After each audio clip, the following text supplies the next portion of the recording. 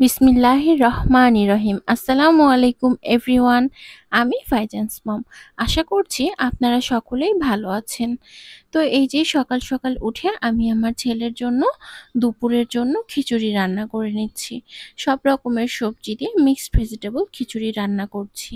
তো এই যে রান্নাটা হয়েও গেছে, প্লেটেও বেড়ে নিয়েছি।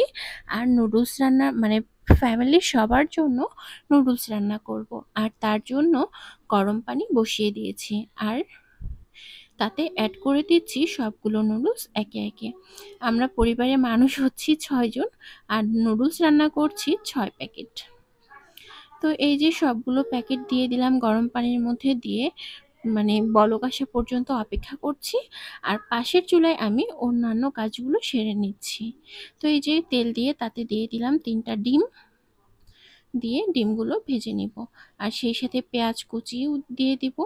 তো এই যে ডিমে আমি এক্সট্রা কোনো লবণ মরিচ কোনো কিছু না দিয়ে জাস্ট নুডলস রান্নার যে মশলাটা আছে সেটাই অ্যাড করে দিচ্ছি, দিয়ে ডিমটা ভেজে নিচ্ছি।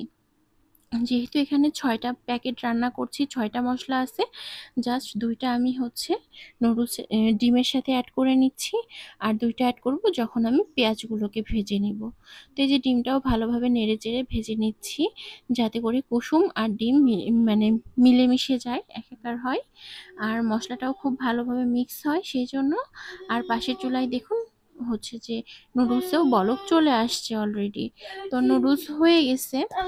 আর যেহেতু নুডলসটা হয়ে গেছে, তো এই জন্য হচ্ছে নুডলসটাতেও পানি ঝরিয়ে নিব, নিয়ে রান্নাটা কমপ্লিট করে ফেলবো।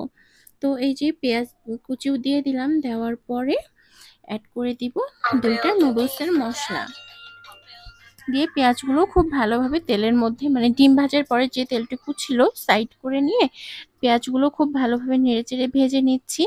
আর কোনো মরিচ অ্যাড করব না, কারণ এইটা বাচ্চারাও খাবে। আমাদের বাড়িতে কিছু বাচ্চা কাচ্চা আছে, তাদের সাথেও খাবারটা শেয়ার করব, কারণ তাদেরকেও তো বড়দের খাবারের সাথে হ্যাবিচুয়েটেড হতে হবে আস্তে আস্তে, এই জন্য।